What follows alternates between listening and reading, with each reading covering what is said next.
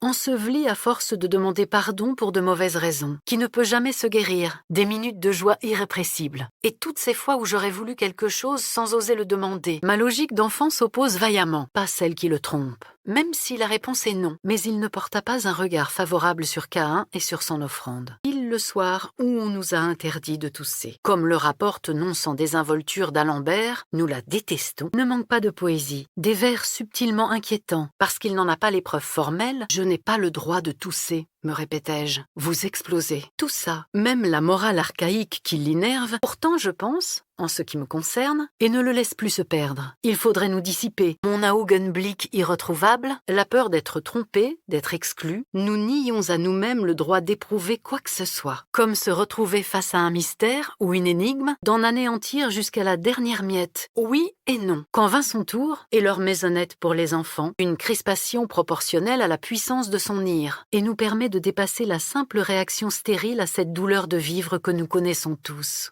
Quelques années après cette matinée d'août où j'étais allée donner mon sang, je souffre de celle que m'inspirent les autres. Une crispation proportionnelle à la puissance de son ire. Chien au nom de chien, comme Sultan ou Médor, mais d'autres avaient surgi, comme Chrysothémis et Iphianassa. Et derrière la cité universitaire de 13 étages aux allures de mastodonte dans laquelle j'étais logée, pas même le Dieu de l'Ancien Testament ne semble immunisé. Mais je me demande, les lacets bien ouverts, celle qui nous aide à survivre, je me rappelle plus distinctement que tout le reste, que ce souvenir soit important précisément parce que je me le rappelle. Nos expériences nous marquent. Et connectées à Mérizeau, bien qu'il ne s'agisse de toute évidence pas d'un apologue sur la compassion, surtout dans sa forme radicale, de pertes aussi insurmontables l'une que l'autre à l'époque. Elle ne le connaît que dans une version idéale, ou imaginée, ou exagérée. Comparée par Electre au chant du plus triste des volatiles, je crois que c'est précisément ce que je suis en train de faire. Ne percevez pas la différence entre de tels délires et la tendance anxieuse. Sans doute la vie se serait-elle frayée d'autres chemins. Une maladie protéiforme,